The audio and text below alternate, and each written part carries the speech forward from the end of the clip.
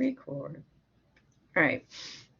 We're now in Chapter 2 on career opportunities. And there's a whole world out there of opportunities for paralegals. And if you've gone through all the information that I have posted, you'll also see that there is a commission in North Carolina to allow bridge the gap for people that can't afford us expensive attorneys. I don't understand why attorneys cost so much in Wilmington. But anyways, okay. Where paralegals can have limited practice of law as being a certified paralegal. So there is a movement, get on board, and I can send you the link if you want to get updates from that commission and join the fight. But it's in the legislature, and it could be happening soon, that you'll be able to practice law without a law license in North Carolina. Just a paralegal certification, which is awesome. All right, so career opportunities. There's lots of law firms around. There's large law firms here in Wilmington in the area, and there's small law firms. In a large law firm, you're probably going to specialize in some area and not get exposed to too many areas of law, which is fine if you want to specialize.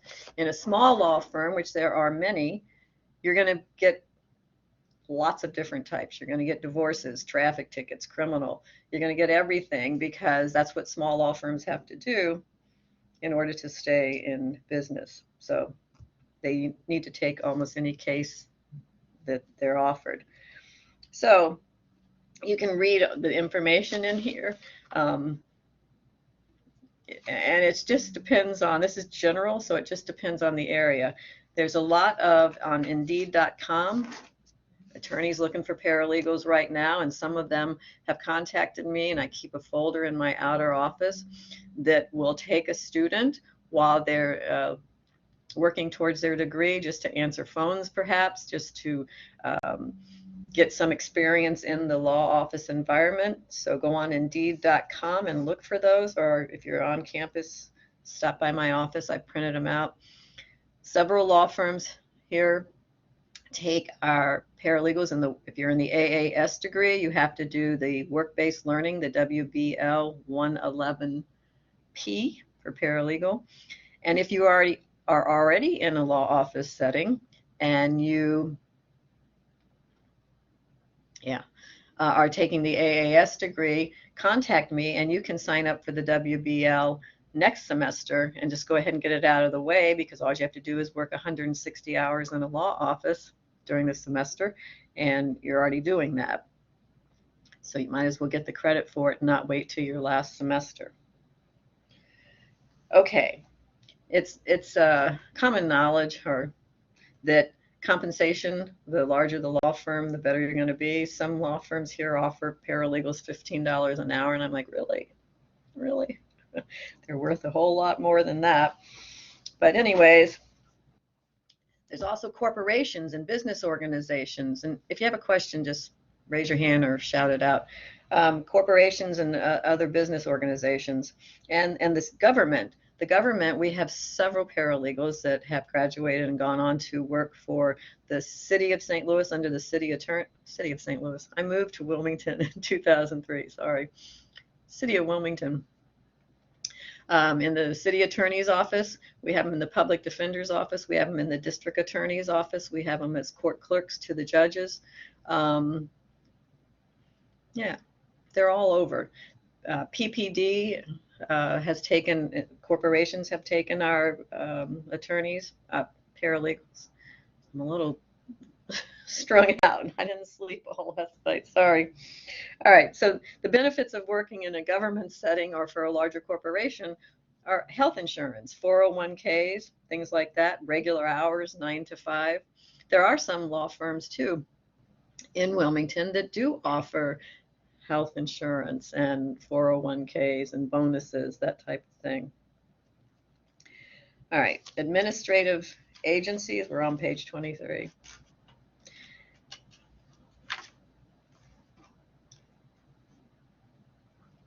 Administrative agencies, they're all around too, and you can get into working with them, and they allow in administrative agencies paralegals to actually represent someone in some of the agencies, so that's pretty good. Law enforcement, the county, New Hanover County, and the police department. We don't have them yet, but we asked them to take our paralegals, which is, we'll see what happens. Legal aid offices, if that's your bag, that's great. Legal aid is really important for those that can't afford attorneys. And there's something called a freelance paralegal. They're also called independent contractors. And the thing with the freelance is you open your own business, all right? And you learn how to do an LLP so you don't have liability, personal liability in our next chapter. But you don't work for any particular law firm. You farm out your services. If there's a case, like there's one attorney, Paul Moretti, is looking for a paralegal right now just to answer phones and things. He has 22 murder cases that he defends around the state, and he just needs someone to be in the office. But you could go there for a case, all right, and work for that under supervision of an attorney, because you have to have the attorney, and work for that attorney until that case is over. And you're freelance, and you set your own fees, your own income. Questions? Okay. All right, then we get into specialties. And we're going through all this because your first assignments are that you have to figure out your goals, figure out what type of law firm or organization you want to work for, and work towards that while you're in Cape Fear taking classes. When I was in undergrad at University of South Florida, I had no idea what I wanted to be, but my brother had taken zoology and psychology and was going to be a dentist, so my dad said, yeah, just do that. So I took zoology and psychology and got accepted to dental school, and I thought, ooh, this is awful. So I decided I didn't want to do that, became a children's librarian for a couple years, and then got to the top of the pay scale with a bachelor's on that. And my dad was going to law school at night at the University of Maryland at Baltimore campus. He goes, you'd make a good lawyer. Go to law school, pick a law school, and I'll send you. And thankfully, he did, and I picked Pepperdine and Malibu because I was as far away from Annapolis, Maryland as I could get. But I had no clue what I wanted to do when I was in college, none whatsoever. So I'm hoping that looking at what your long-term and short-term goals are, you can figure out where you want to be. And that's what this is all about. So the specialties, you can look at them yourself. That's what you're going to be deciding if you want to go into a large firm, small firm, government, whatever, and then doing what area of law. On page 31, paralegal compensation. This book is old, so don't pay attention to it. It is what it is.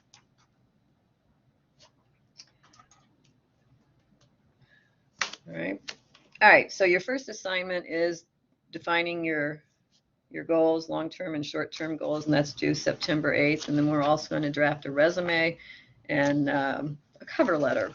I'm going to talk about those when I can share my screen. Cover letter is very important, absolutely very important. And we'll learn more about legal correspondence in later chapters. So you will be writing letters. But you have to have a cover letter that stands out from everybody else's cover letter. We used to, in the old days, go around to law firms and drop them off. Now you just submit online and things like that, but you still have to be professional in what you do. So I'm going to put this picture over there and share my screen. See if we can do that. Oh, Join the Paralegal Association. It's free for the 2 years if that's how long you're going to be a student. North Carolina Paralegal Association, that's up there, and I think I give 20 points extra credit if you do join. It doesn't cost anything for the first 2 years. It's good for networking, and you have access to a lot of information. So join the North Carolina Paralegal Association, and you don't just send me an email saying you did, and I'll give some extra credit points. Okay. And if you're already a member, tell me that too, and I'll give you some points. Okay, we're going to see if I can do this. Nope, didn't do it. Go over there. There we go. All right. Going to coursework. I'm going to share my screen.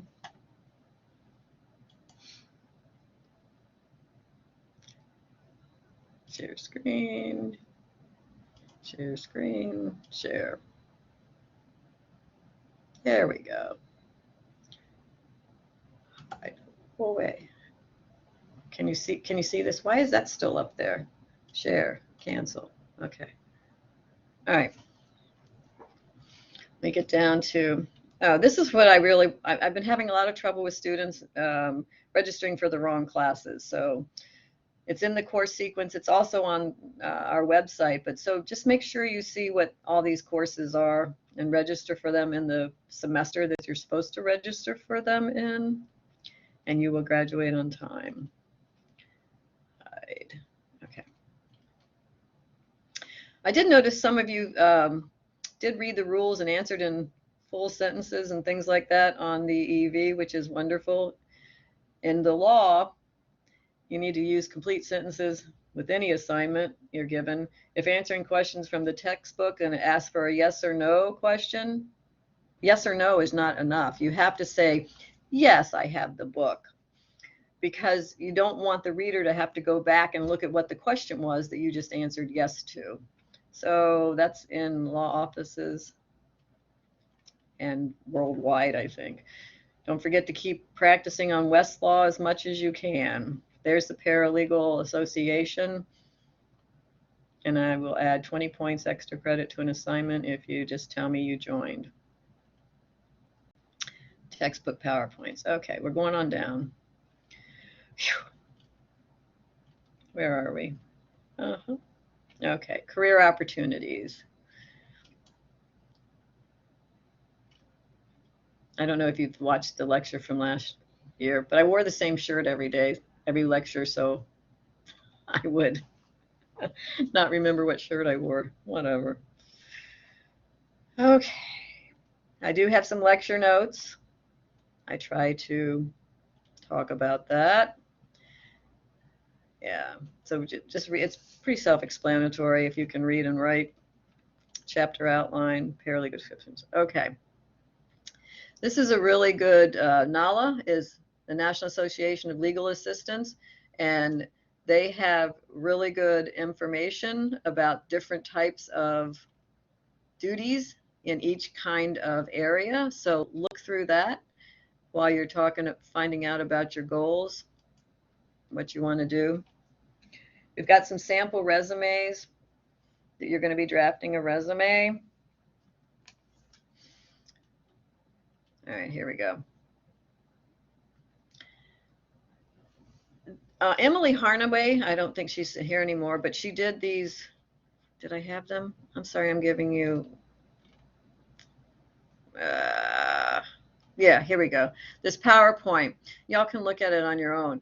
But there, she used to come to our classes, and then she had a baby, and she no longer works here. But she didn't specify for paralegals, all right, in the legal profession. And she left out, she said you don't need an objective on your resume. Well, you do in the law, all right, the objective. And you'll see that in the book on page 39.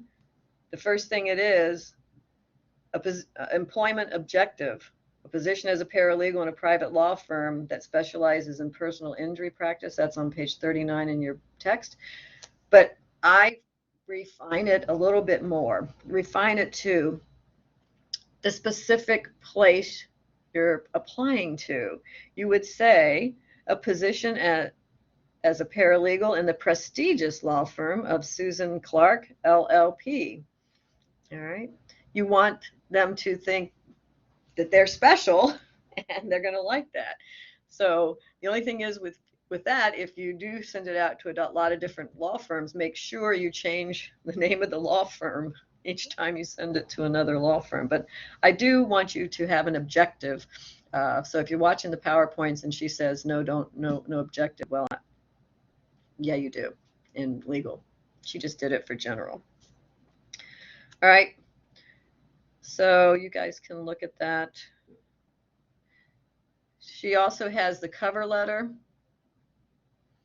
and it's in Word, so you can just, type it in and do whatever. But in professional letters, all right, you can have the date anywhere. You really should have your contact information up here, so you personalize that to you, name.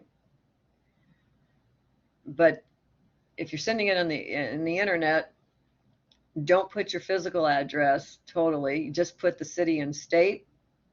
You don't want to give out anybody's information on the internet. So just the city and state, Wilmington, North Carolina, Burgaw, North Carolina. So at least the potential employer knows that you're close in the areas where you're applying to. There's one big difference in professional letters. Normally in private letters or non-professional, just things you send to your family or whatever, it's a comma. But in professional letters, it's a colon. So remember that. It's a colon, and you'll look smart. All right, this is called full block. It lines up against the left-hand margin. You can do full block, or you can do modified block where you indent the first line. And we'll learn more about that when we get to drafting letters. But she explains what should be in each paragraph. Your opening paragraph should arouse the reader's interest, indicate why you're writing the letter. You want to stand out. Remember when Reese Witherspoon, I think it was Clueless, and she went to law school, she did hers in pink and perfume. You don't have to go that far, but that's what you need to do. So follow this. Y'all can read it on your own. Again, if it's on the internet, you don't put any of this information. If you're sending it directly to the law firm, of course you would do that, dropping it off at the law firm. Okay, questions on that? I noticed I reviewed my recorded lectures and I talk too fast. So raise your hand if I start talking too fast or mumbling. Sorry. Nobody raised their hand. Okay, good. All right. So there's certain things that you can and cannot run on to interview. Sorry. I'm going to stop sharing.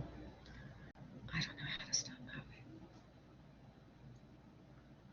I'm going to go to share camera, go back over here. There we go. All right. And then, of course, once you submit your resume with your cover letter, you're going to be asked for an interview. And on page 44, the interview. Before the interview, what should you do? Has anybody ever been on an interview for a job? Yep, too many times to count. Oops. Yeah, well, what did you do before you went? Abigail, what did you do before you went? I think it's really important to do your homework and know a little bit about the company or the like law firm that you're applying to, like what they specialize in. I think that always goes a long way to really know what you're talking about. Right. Absolutely. That's right.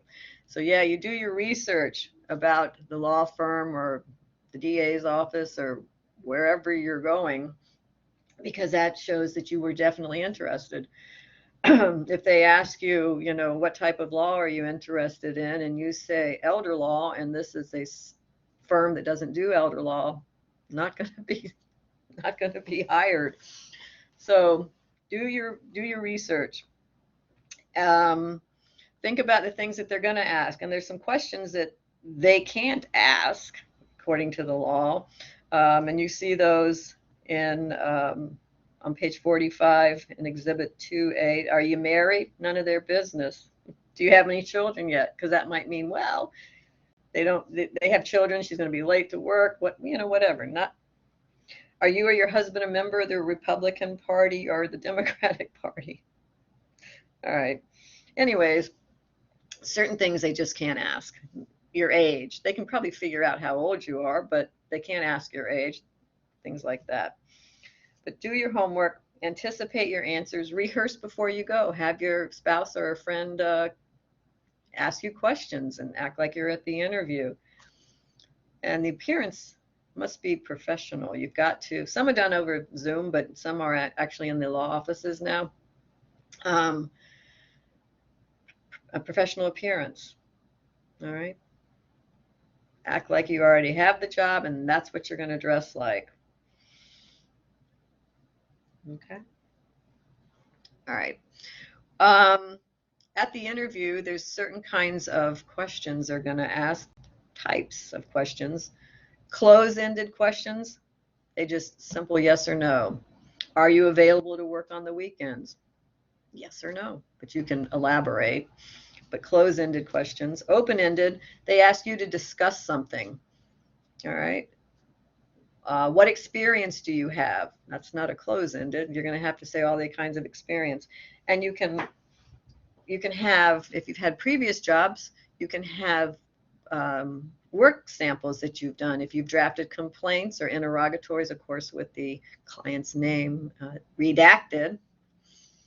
Redacted is a big word right now in the news. Did anybody look at that 100-page warrant they served on Mar-a-Lago? Everything's redacted. Well, it wasn't 100 pages. It was like 30. But redacted. So if you have any personal information in any of the documents you drafted, you do have to redact it. Hypothetical questions, they're huge. Hypothetical questions. They want to know how you're going to respond to a situation, such as, say your attorney is out of town and a deadline is going to be missed. If you don't get a document to the courthouse and you need the attorney's signature, what would you do?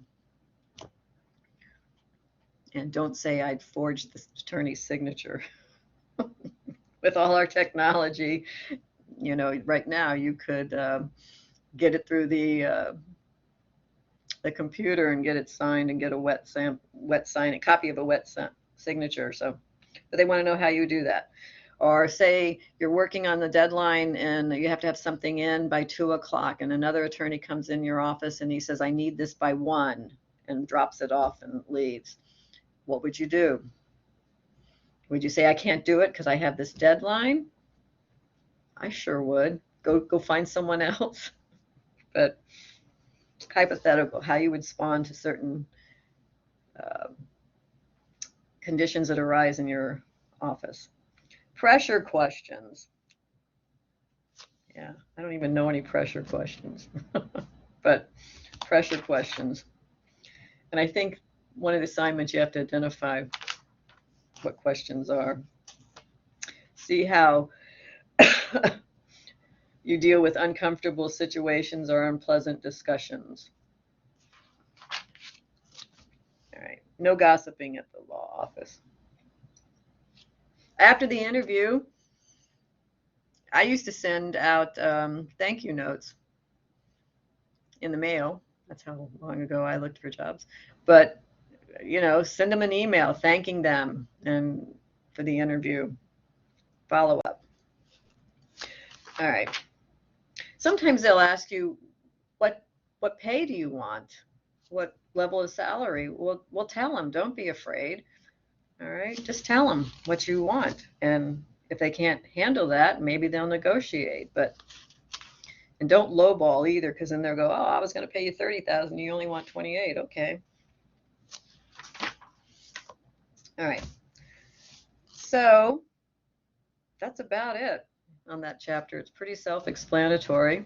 If you have any questions, you've got your assignments that are due. We're going to be doing a first draft of the resume and cover letter so I can give you feedback. So do it early on so I can give you feedback for your final resume and final cover letter. If you already have a resume that you've been using, that's great.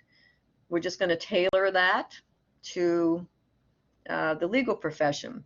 And you might think you don't have any skills or things for the law office, but if you've ever worked a cash register, if you've ever counted the till and handled money and made bank deposits, if you work in a restaurant and you've done customer service, that's huge because you know how to deal with people. If you have babysat, you know, people have entrusted their child to your care. That's good. Any job you've done, we can make it go into the legal field. Volunteer, if you have volunteered for certain things, that's huge. If you've won any awards in high school or college, or that's also good. And then you also have to be able to put down your skills. And you should be looking at Westlaw. So you can say, I have experience in the search engine Westlaw, because that's huge. And it's also a benefit to your employer if you're working there for the first, while you're in college, because it's free and they can use it. And it's very expensive for them to have Westlaw. And it's about the same as LexisNexis if they have that search engine. But so the skills and any kind of Microsoft Word or Excel spreadsheets. And when we do real property, you'll be exposed to SoftPro, and that's the number one,